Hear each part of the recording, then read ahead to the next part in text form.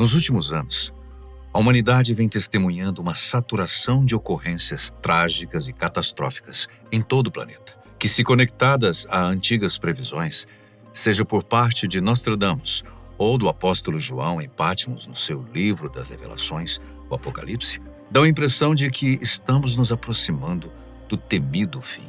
Então, o que está acontecendo no mundo? O que a humanidade fez para chegar a esse ponto? Será que estamos nos aproximando do fim da nossa existência?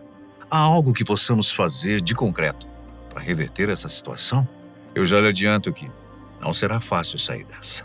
Se pesquisarmos em livros de histórias e publicações da mídia nas décadas anteriores, veremos que desde as primeiras civilizações passaram a registrar seus cotidianos ocorrências diversas como catástrofes naturais e guerras, tem acompanhado a evolução da humanidade como um todo. Então, não é de hoje que guerras, terremotos, furacões e outros infortúnios acontecem, certo? Atualmente, estamos todos vivenciando um momento onde vários desses fatores estão acontecendo ao mesmo tempo, como é o caso da Flórida, nos Estados Unidos, que está sendo castigada pelo furacão Milton, considerado o mais grave dos últimos anos depois do Katrina. Além disso, outros fenômenos naturais relacionados ao clima ou, mais diretamente, às mudanças climáticas que vêm sendo ignoradas pelos governos também têm assolado o planeta, como secas em locais onde antes chovia normalmente, ou chuvas torrenciais onde antes não caía uma só gota há décadas. Isso só para falar em relação ao clima.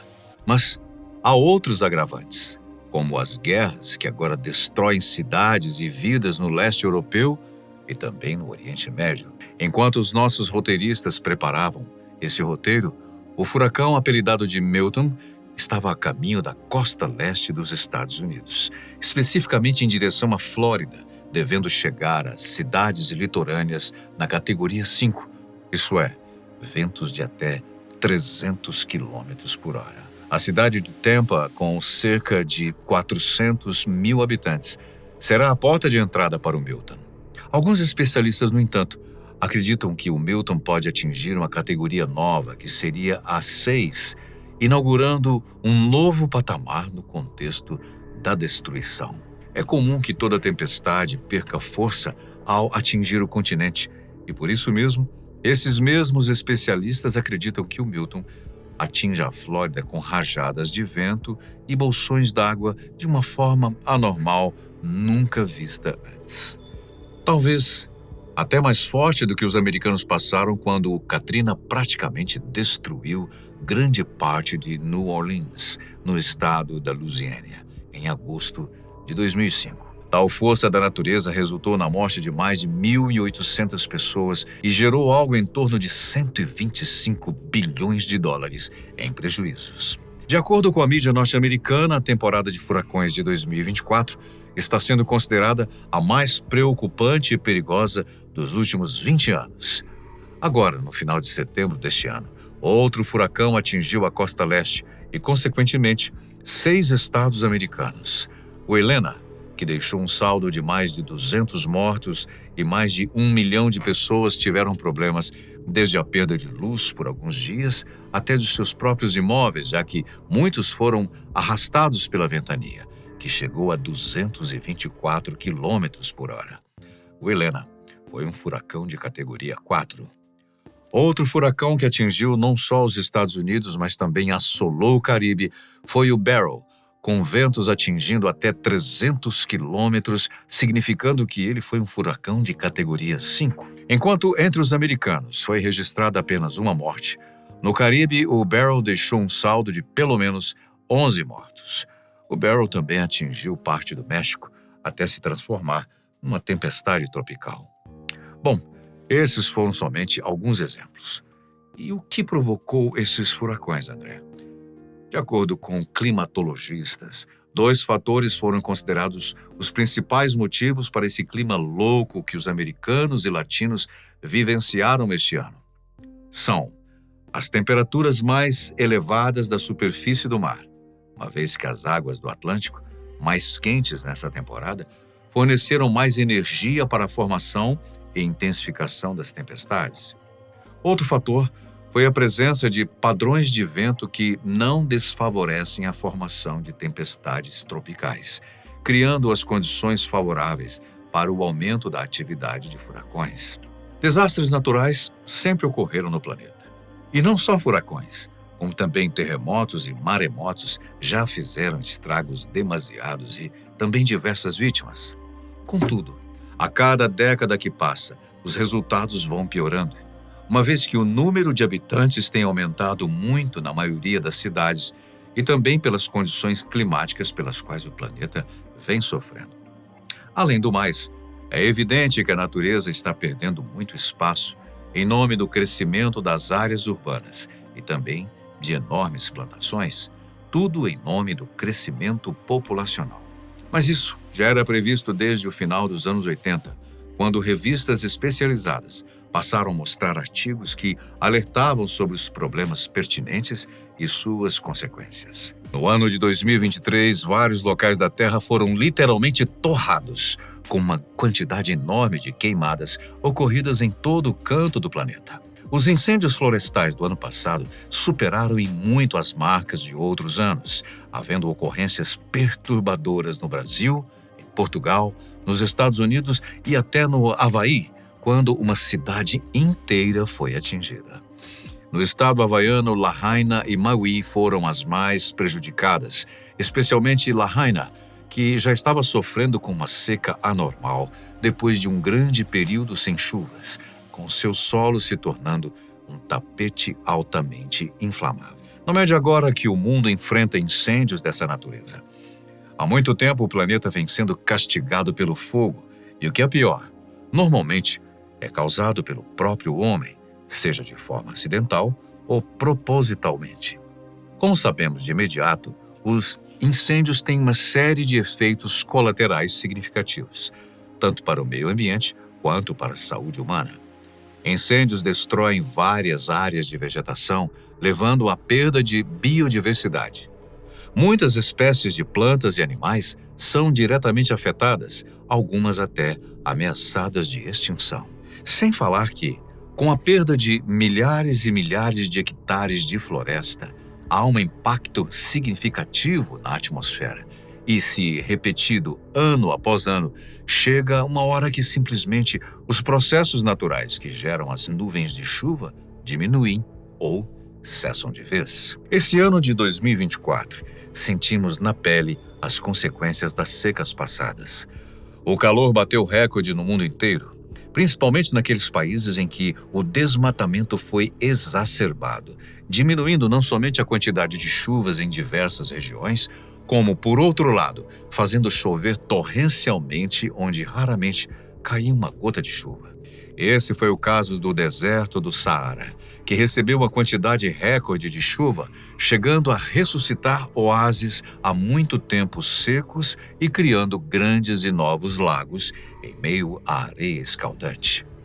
Aqui os brasileiros também enfrentam não só períodos de seca mais longos, como também incêndios em áreas enormes e importantes para o controle do clima. A Amazônia que o diga. Nas últimas décadas, a exploração da floresta tem sido vertiginosamente grande e os fatores antrópicos, ou seja, onde há intervenção do homem, é o que tem sido mais observado. O desmatamento é um dos mais graves, uma vez que grandes áreas florestais são destruídas em nome da agricultura, da pecuária e, mais grave de todos, da exploração desenfreada e desregrada de recursos minerais, como o garimpo clandestino de ouro, principalmente, e de outras riquezas encontradas sob o nosso solo. Os estados de Mato Grosso e Goiás também tiveram marcas recordes de áreas incendiadas. Juntos, Amazônia, Goiás e Mato Grosso criaram uma camada nebulosa de partículas poluentes que, devido ao curso natural dos ventos que sopram de norte a sul, atravessaram praticamente todo o país. Mas não só a ação direta do homem tem sido causa desses incêndios. Fenômenos como o El Niño, que teve o seu último ciclo finalizado ano passado, podem tornar as regiões mais secas e propícias a incêndios. E mais uma vez, Os cientistas marcam mudanças climáticas como outro fator que, além de alterar os padrões das chuvas, estão fazendo com que áreas que antes eram cobertas por vegetações exuberantes fiquem completamente vulneráveis ao fogo. Como se não bastasse os fenômenos ligados ao clima e ao meio ambiente, a humanidade anda bastante assustada, e com razão, com as tensões entre alguns países como Rússia e Ucrânia e Israel e Irã. Os conflitos naquelas regiões só têm aumentado e também vêm alimentando a ideia de que possamos estar à beira de uma terceira guerra mundial. E não é para menos, já que em ambos os conflitos há o dedo direto ou indireto de um país famoso por participar das duas primeiras guerras mundiais, bem como de outras guerras, como a do Golfo e a guerra contra o terror. É isso mesmo, estamos falando dos Estados Unidos. No leste europeu, especialmente no contexto da guerra da Ucrânia, os Estados Unidos têm sido um dos principais apoiadores do governo ucraniano. Eles fornecem assistência militar, econômica e humanitária substancial para ajudar a Ucrânia a resistir à Rússia, a adversária declarada dos americanos. Especialistas como Fiona Hill, ex-funcionária do Conselho de Segurança Nacional dos Estados Unidos, argumentam que essa ajuda é crucial para a defesa da soberania e da democracia na região. No entanto, alguns críticos sugerem que a presença e apoio dos Estados Unidos podem prolongar o conflito, aumentando as tensões com a Rússia. No Oriente Médio, os Estados Unidos têm uma longa história de envolvimento, que inclui alianças estratégicas com países como Israel e Arábia Saudita, além de intervenções militares em países como Iraque e Síria. Outros especialistas destacam que a política externa dos Estados Unidos na região muitas vezes visa conter a influência de potências regionais como o Irã.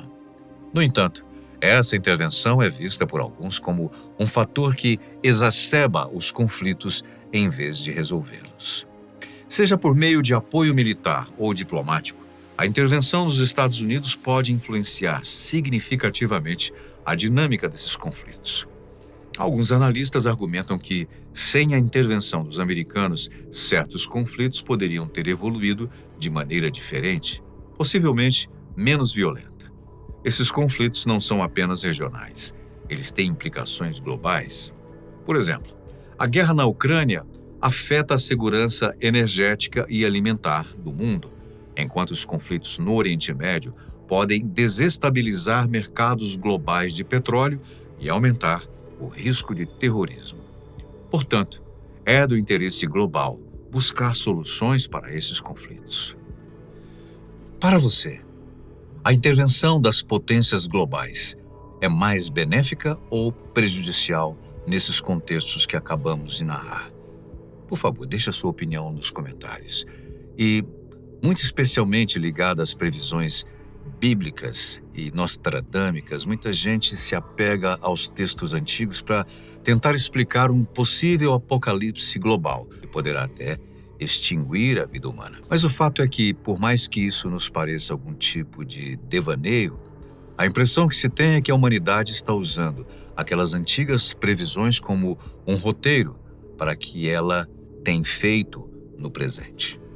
Para outros, porém, as guerras são resultantes de hostilidades seculares entre os países envolvidos e que nunca foram resolvidas. Enquanto que os desastres naturais são consequências de 2 séculos de abuso dos humanos em relação ao meio ambiente, já que vem todo esse tempo degradando cada vez mais a natureza em nome do progresso, da tecnologia e do próprio conforto. O que você acha de tudo isso? Será que estamos realmente testemunhando o início do fim da nossa Odisseia?